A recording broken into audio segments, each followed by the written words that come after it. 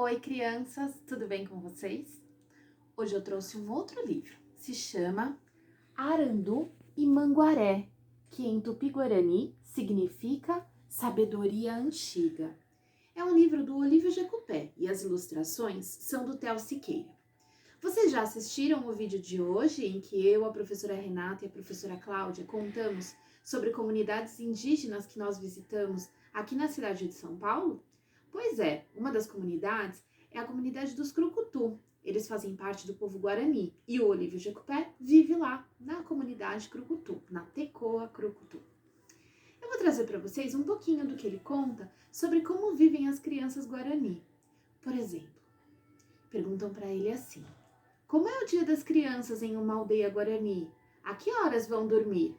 E o Olívio Jecupé responde: brincam o dia todo, trepam em árvores, nadam no açude, brincam com arco e flecha, e quando tem escola na aldeia, elas vão. Posso dizer que é de grande alegria, pois as crianças são sempre alegres. Até parece que não conhecem o que é tristeza. A maioria levanta cedo e também dorme cedo. No livro, fazem outras perguntas para ele. Por exemplo, perguntam: quem ensina às crianças o que é certo e o que é errado? E ele responde: cabe aos pais educarem seus filhos, mas numa aldeia todos educam. Às vezes pode ser o cacique, que é o chefe da aldeia, pelo pajé, que é o chefe religioso, ou pelos velhos, que têm grandes conhecimentos e são respeitados por todos, principalmente pelas crianças. Nesse livro, perguntam para ele quais são as histórias que as crianças Guarani gostam. E aí, ele fala de 3 histórias: a Índia que duvidou do Curupira, Crianças Gêmeas e A Vai que virou chivê.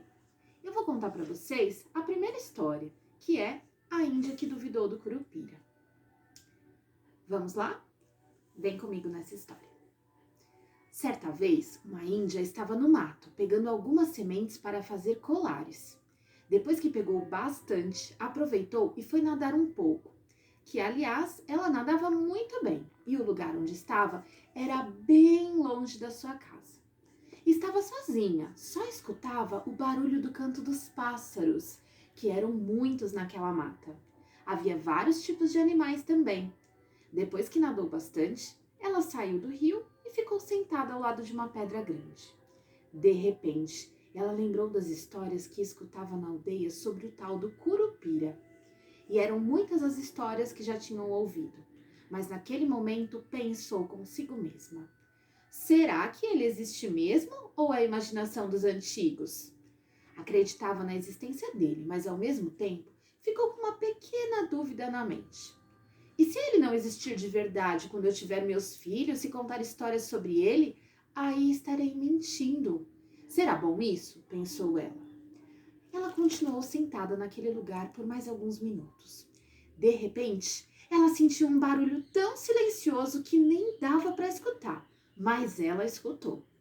Olhou para os lados e até se levantou naquele instante, assustada, mas não viu nada.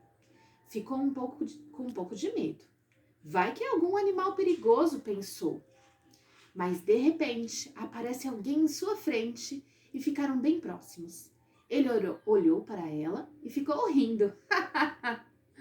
Ela percebeu que iria ser pega por aquele estranho que nunca tinha visto, mas logo pensou que ele poderia ser o Curupira, porque era igual como é contado nas histórias. Em seguida, o Curupira chegou mais perto e quando tentou agarrá-la, ela teve que ser esperta, deu um forte empurrão que conseguiu derrubá-lo. Nesse instante, saiu correndo como nunca tinha corrido. No mesmo momento, lembrou que o Curupira não gosta de água e foi esperta.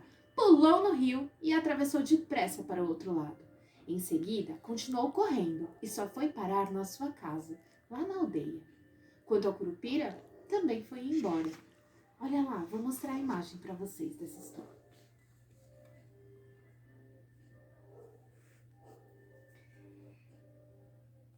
Crianças, espero que tenham gostado. Quando nós pudermos nos rever, aí eu conto para vocês as outras histórias que estão aqui nesse livro. Arandu e Manguaré, Sabedoria Antiga, de Olívio Jecupé. Um beijo!